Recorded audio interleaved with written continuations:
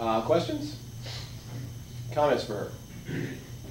I could have used a little bit more eye contact. You seem very in the school, but you know it. Can you be specific where and when?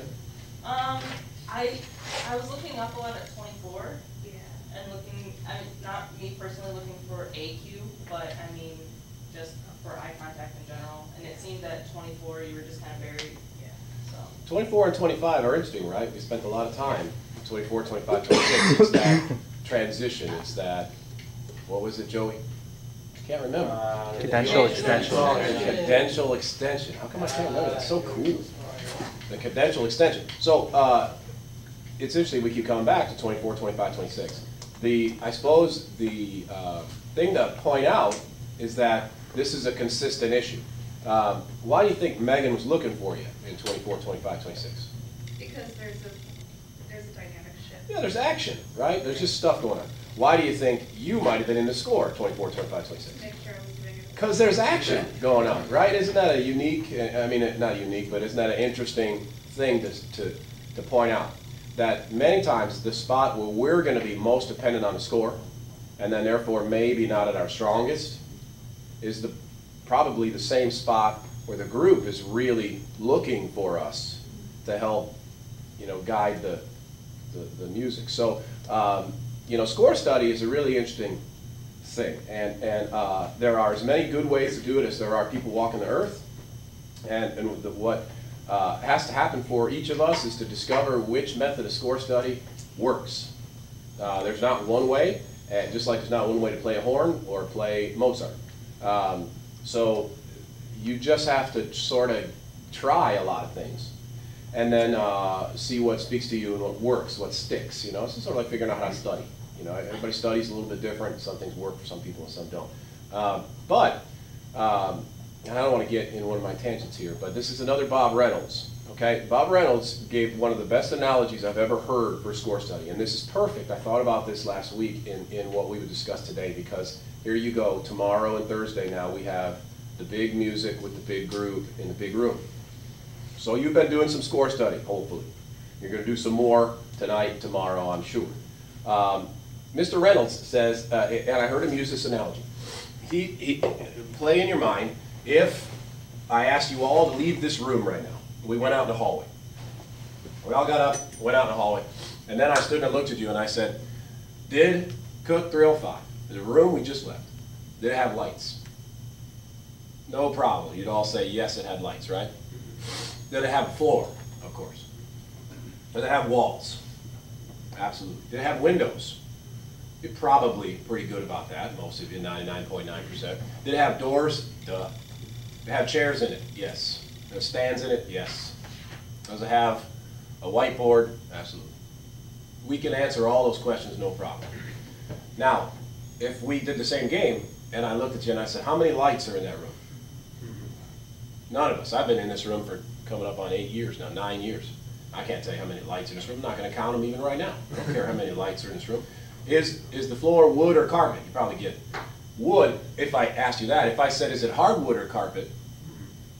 Is it actually brown wood or not? If we were not in the room, I'll bet some of us would think a little bit, even though that's kind of an easy one.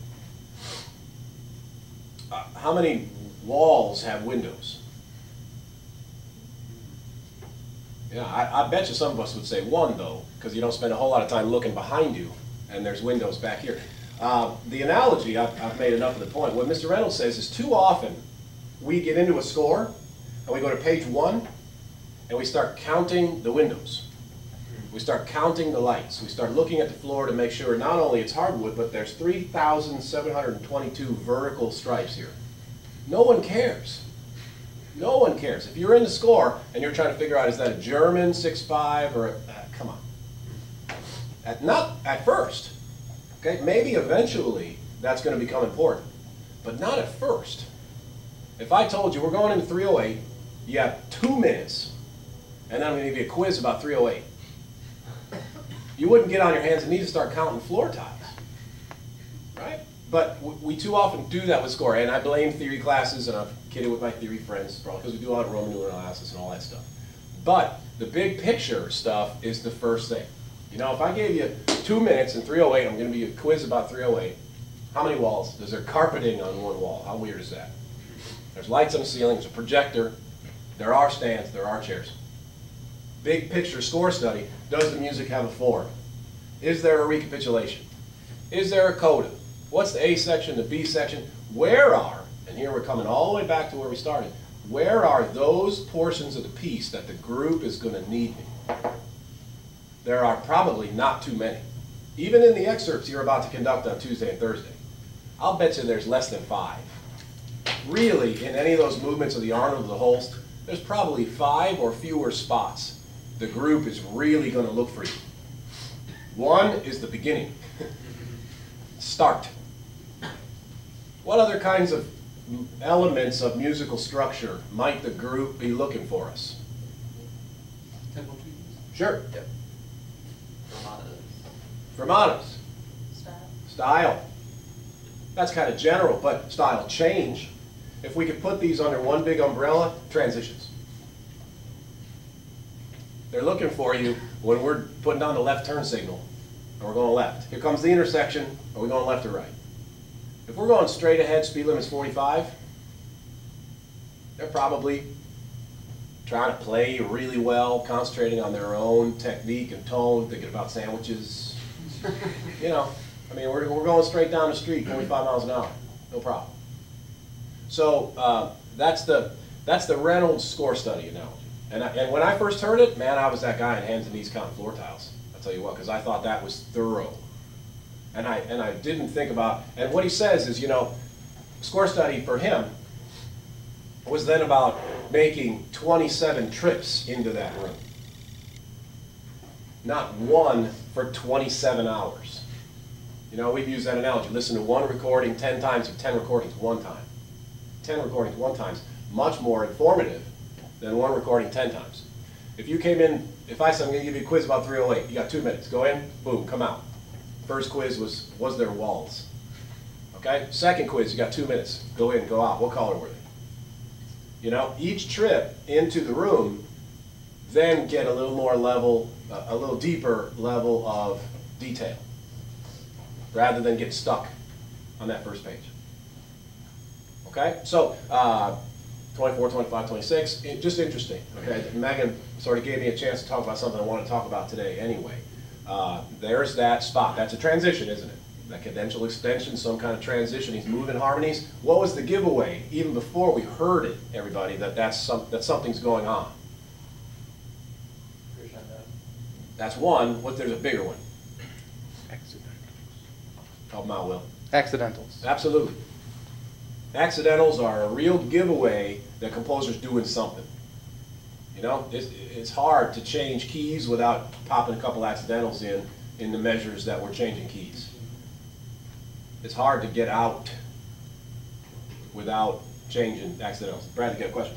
No, I was just gonna say, I mean, that's just an F sharp key. If you're. Yeah, I'm not saying it's like Anything absolute. unusual. I'm not saying it's absolute. Okay. It's just a flag. It's a Okay, clue. yeah. You know, go look. You might find it. In this case, yeah, it's just an F sharp. I mean, it's not. He's not doing anything radical. But it did turn out that 24-25 is kind of an interesting part of the piece. So the clue didn't lead us to a key change necessarily, but it still does in this case lead us to something interesting about this little excerpt. Okay, so I'm glad you asked that, Bradley. I don't mean to say that every accident in the world means, you know, there was a second gunman on the grassy knoll. But they're clues, breadcrumbs. Okay? You want to start at the beginning or start 24? Sure. One thing about the beginning that I wanted to point out, that's why I asked Megan to be really specific, is Beth, I thought you looked wonderful at the beginning. You smiled at the players. Well, maybe it's going to be smile day.